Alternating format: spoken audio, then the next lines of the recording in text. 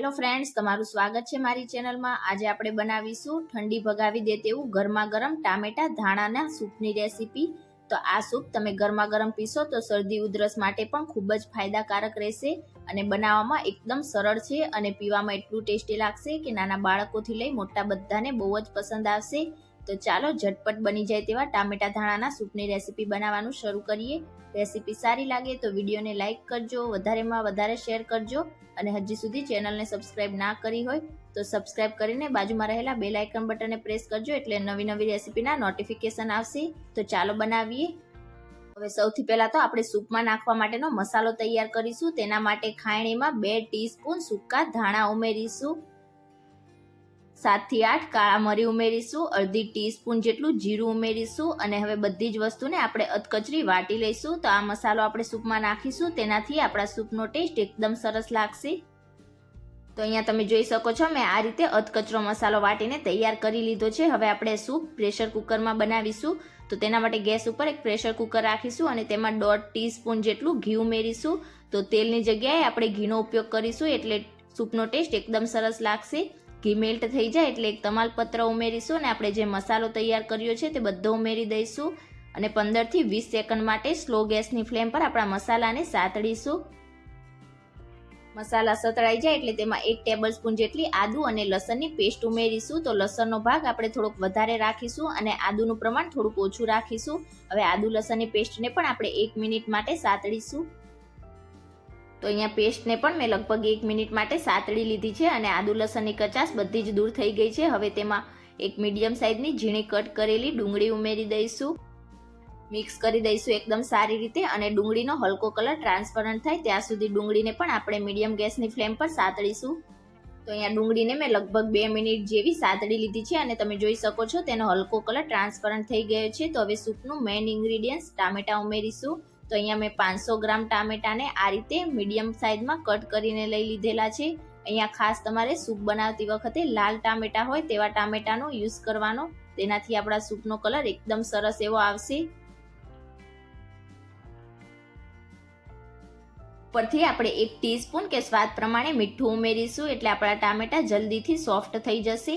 Mix કરી દઈશું એકદમ સારી રીતે અને આપણા ટામેટા સોફ્ટ થાય ત્યાં સુધી તેને સાતળીશું અને આ રીતે ટામેટા હલકા સોફ્ટ થાય એટલે તેમાં અડધો કપ લીલા ધાણાની ડાળીઓ ઉમેરીશું। તો તેનાથી બહુ સારો એવો આપણા સૂપમાં ટેસ્ટ આવશે। મિક્સ કરી દઈશું અને હવે આપણા ટામેટા એકદમ મેસી એવા સોફ્ટ થાય ત્યાં સુધી તેને સાતળીશું અને થોડીવાર માટે આપણે ગેસની ફ્લેમ હાઈ કરી દઈશું એટલે ટામેટા આપણા જલ્દીથી સોફ્ટ થઈ જશે।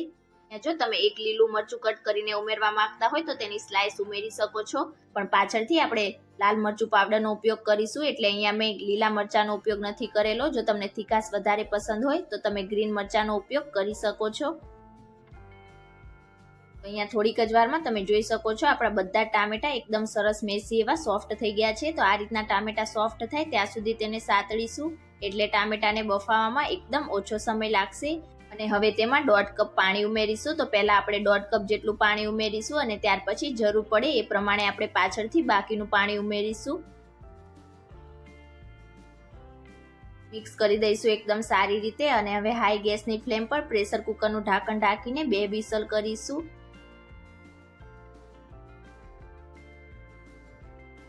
2 વિસલ થઈ જાય એટલે પ્રેશર કુકરનું પ્રેશર પૂરું થવા દઈશું અને ઢાંકણ હટાવી લઈશું।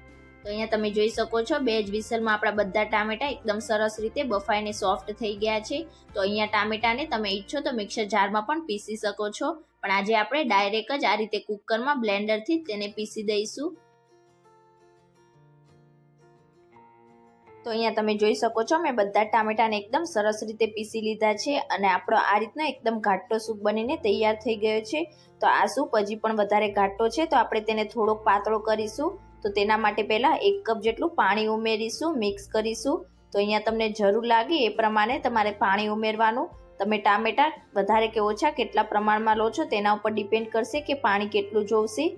મિક્સ કરી દઈશું અને હજી પણ મને થોડાક પાણીની જરૂર છે તો ફરીથી તેમાં અડધો કપ જેટલું પાણી ઉમેરીશું। તો અહીંયા પહેલાં આપણે 1.5 કપ જેટલું અને પાછળથી 1.5 કપ જેટલું ટોટલી અહીંયા મેં 3 કપ જેટલા પાણીનો યુઝ કર્યો છે। મિક્સ કરી દઈશું।